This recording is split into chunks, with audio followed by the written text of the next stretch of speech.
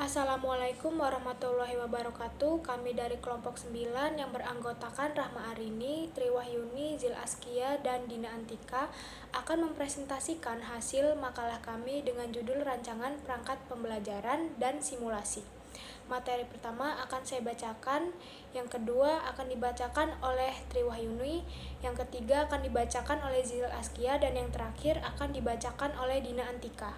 Yang pertama, hakikat RPP. RPP adalah rencana pembelajaran yang dikembangkan secara rinci dari suatu tema atau materi pokok tertentu yang mengacu pada silabus RPP mencakup data sekolah mata pelajaran dari kelas atau semester, yang kedua materi pokok, yang ketiga alokasi waktu, yang keempat tujuan pembelajaran, kompetensi dasar dan indikator pencapaian kompetensi, yang kelima materi dan metode pembelajaran, yang keenam alat, media, dan sumber belajar, yang ketujuh langkah-langkah kegiatan dalam pembelajaran, dan yang terakhir penilaian. Rencana pelaksanaan pembelajaran pada hakikatnya merupakan perencanaan jangka pendek untuk memperkirakan dan memproyeksikan apa yang dilakukan dalam pembelajaran di kelas. Yang selanjutnya yaitu ada teknik menyusun RPP. Yang pertama ada komponen RPP.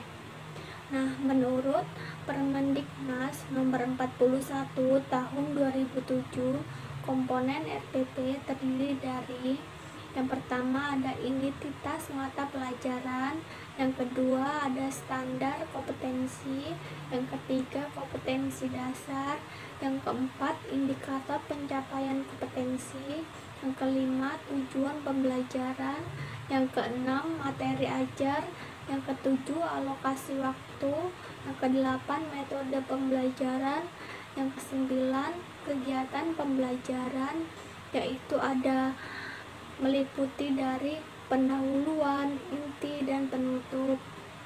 Nah, yang ke-10 ada sumber belajar, yang ke-11 ada penilaian hasil belajar, yaitu meliputi dari soal, skor, dan kunci jawaban.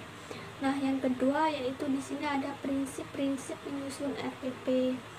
Jadi menurut Permendiknas nomor 41 tahun 2007 menyatakan dalam menyusun RPP harus memperhatikan prinsip-prinsipnya.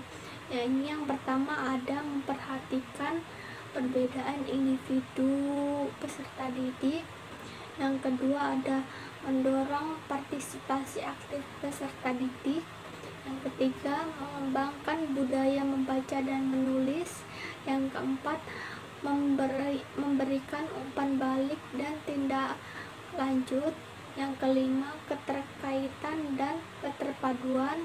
Yang terakhir ada menerapkan teknologi informasi dan komunikasi RPP.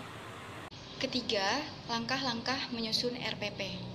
Langkah-langkah dalam menyusun RPP adalah sebagai berikut. Yang pertama, mengisi kolom identitas. Yang kedua, menentukan alokasi waktu yang dibutuhkan untuk pertemuan yang telah ditetapkan. Yang ketiga, menentukan SK, KD, dan indikator yang akan digunakan yang terdapat pada silabus yang telah disusun. Yang keempat, merumuskan tujuan pembelajaran berdasarkan SK, KD, dan indikator yang telah ditentukan. Yang kelima, mengidentifikasi materi ajar berdasarkan materi pokok atau pembelajaran yang terdapat dalam silabus. Materi ajar merupakan uraian dari materi pokok atau pembelajaran. Yang keenam, menentukan metode pembelajaran yang akan digunakan.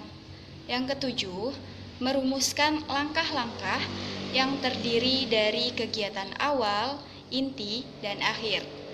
Yang ke-8, menentukan alat atau bahan atau sumber belajar yang digunakan. Dan yang terakhir, menyusun kriteria penilaian, lembar pengamatan, contoh soal, teknik penskoran, dan kunci jawaban. Berikutnya yaitu strategi penyusunan RPP. Baik, di sini saya akan menjelaskan terlebih dahulu.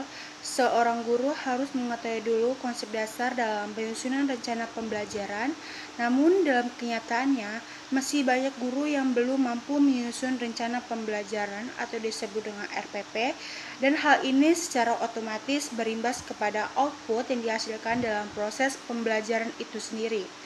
Dan dalam rangka mengimplementasikan program pembelajaran yang sudah dituangkan di dalam silabus, guru harus menyusun RPP yang merupakan suatu pegangan bagi guru dalam melaksanakan pembelajaran baik di kelas, laboratorium, lapangan untuk setiap kompetensi dasar.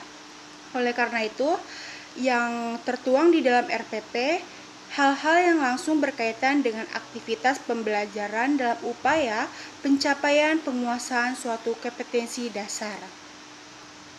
Maka dari itu, guru harus membuat program pembelajaran yang disebut dengan Rencana Pelaksanaan Pembelajaran atau RPP yang merupakan satuan atau unit program pembelajaran terkecil untuk jangka waktu mingguan atau harian yang berisi tentang rencana penyampaian suatu pokok atau satuan bahasan tertentu atau tema yang akan dibahas. Nah, isinya dan alokasi waktu setiap RPP itu tergantung kepada luas dan sempitnya pokok atau satuan bahasan yang dicakupnya. Misalnya, suatu pokok atau suatu bahasan yang biasanya membutuhkan hanya 2 jam pelajaran bisa kita selesaikan dalam satu pertemuan saja. Tetapi, pokok atau satuan bahasan yang membutuhkan waktu lebih banyak, sekitar 4 jam pelajaran, perlu disampaikan dalam 2 kali pertemuan supaya tidak terlalu kaku atau rumit yang membuat RPP untuk setiap kali pertemuan secara terpisah-pisah. Namun bisa diatur juga di dalam satu RPP, misalnya mencakup materi pembelajaran untuk 3-4 kali pertemuan. Strategi penyusunan RPP, unsur-unsur pokok yang terkandung dalam RPP itu biasanya yaitu tentang identitas mata pelajaran atau nama pelajaran, kelas, semester, dan waktu yang akan banyaknya jam pertemuan yang dialokasikan. Kemudian yaitu kompetensi dasar dan indikator-indikator yang hendak dicapai. Kemudian yaitu materi pokok beserta uraiannya yang perlu dipelajari siswa dalam rangka mencapai kompetensi dasar dan indikatornya. Kemudian yaitu kegiatan pembelajaran, yaitu berisikan tentang kegiatan pembelajaran secara konkret yang harus dilakukan siswa dalam berinteraksi dengan materi pembelajaran dan sumber belajar untuk menguasai kompetensi dasar dan indikatornya. Kemudian yaitu alat dan media yang digunakan untuk memperlancar pencapaian kompetensi dasar serta sumber bahan yang digunakan dalam kegiatan pembelajaran sesuai dengan kompetensi dasar yang harus dikuasai. Kemudian yang terakhir adalah penilaian dan tindak lanjut prosedur dan instrumen yang akan digunakan untuk menilai pencapaian belajar siswa serta tindak lanjut hasil pembelajaran. Nah, untuk itu merupakan suatu yang berkaitan dalam penyusunan RPP tersebut. Nah, kemudian dalam penentuan materi pembelajaran pada guru sering menjadikan buku teks sebagai titik tolak atau sumber utama dalam pembelajaran.